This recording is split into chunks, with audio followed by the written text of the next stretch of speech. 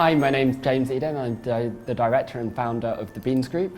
The company started 7 years ago, originally when I was at the University of Birmingham back in 2004, and I was a brand manager for Yellow Pages. I'd worked with a number of brands who were looking to kind of promote themselves to students, and always as a student kind of looking for a good deal and a promotion.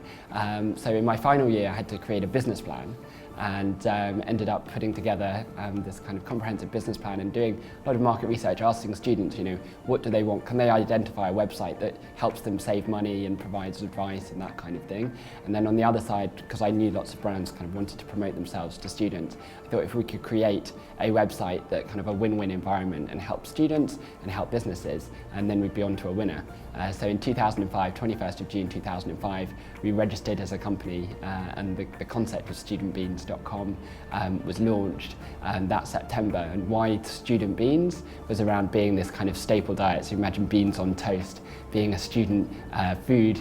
So the idea of studentbeans.com being a staple diet for student life, helping students save money on lots of different things, but the idea of coming back every day, how we can help students every day.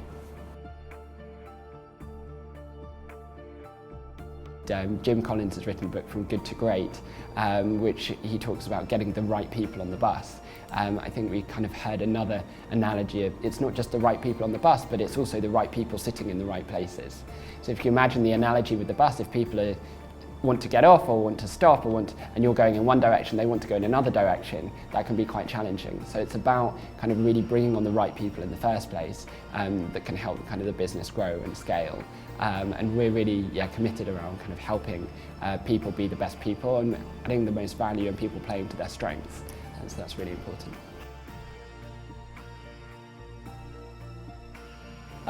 So the current climate in the economy, it's extremely challenging, as you can imagine. And as a business that has grown during, I think in our living memory, definitely the most challenging times, from kind of 7 to 25 people, and we're recruiting now for almost another 10 roles in the business.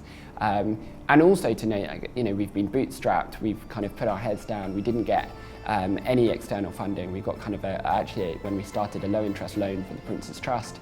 But the biggest thing I think kind of in terms of kind of advice and guidance is we got a mentor, and the Prince's Trust helped us provide originally. And that's something very much that's kind of helped provide us some support and guidance, and someone that I would meet and sit down with every month who'd look at the figures despite them necessarily not being very good or questioning us about our systems, our processes and what we're doing. And that the kind of learnings from that kind of were extremely important. It's really interesting in terms of risk. Is it risky, I guess, going to work for somebody else that, on Monday morning, for whatever reason, you've got a letter on your desk or you're called into someone's offices and you no longer, have a job, unfortunately, for whatever reason? Or is it risky, I guess, taking that destiny into your own hands and you know that if it's not worked, it's because it's been down to you. I also compare it to kind of crossing the road at a traffic light, and people say it's really risky crossing the road when there's a red man and the green man's not flashing, but if you look left and you look right and no cars are coming, then you should cross the road. And I guess I see entrepreneurship like that. It's not just I'm running across the road into the middle of traffic and I'm going to get hit any moment. It's there's very considered choices and decisions and kind of a focus in terms of what it is to do and how to do it. So I think the biggest risk or challenge I think is making that decision and starting.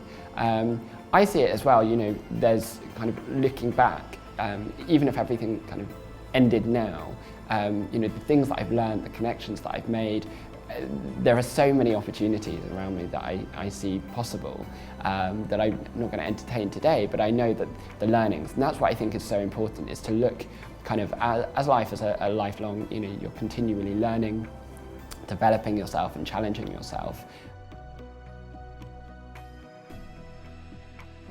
Talking about kind of inspiring individuals, a few people that stick out for me. One is definitely Steve Jobs, who's been talking recently. I've been listening to his biography and talking about the team and about A players, about recruiting A players, and not settling, and also about the simplicity of keeping things. It's not about what you include in the products, but it's what you leave out that then really makes the difference. There was also a really inspiring person when I first set out the business. I read a book written by a guy called David Taylor. The book's called The Naked Leader. And it was talking about kind of 3 key questions, and it was a really simple message that you get right at the beginning of the book, which was, imagine if you couldn't fail. Who would you be, where would you go, and what would you do? And it was a really, really kind of empowering message that when I was graduating, originally people said, you should go and get some experience. I was only 22, so you should go and work for somebody else, you should get some experience. And in that moment when, I heard him speak at an event and he said, imagine if you couldn't fail, I just thought there's no option, I have to create studentbeans.com, and it is going to work. And there was just this stubbornness and this kind of focus and drive that really came from, I guess, an inspiring person that kind of, in my mind, has really made a difference. And I think it's a really empowering message that if you take that on board, it's not just positive thinking, it generally changes the frame of mind and what you're thinking about, so that you can create something, really make a difference.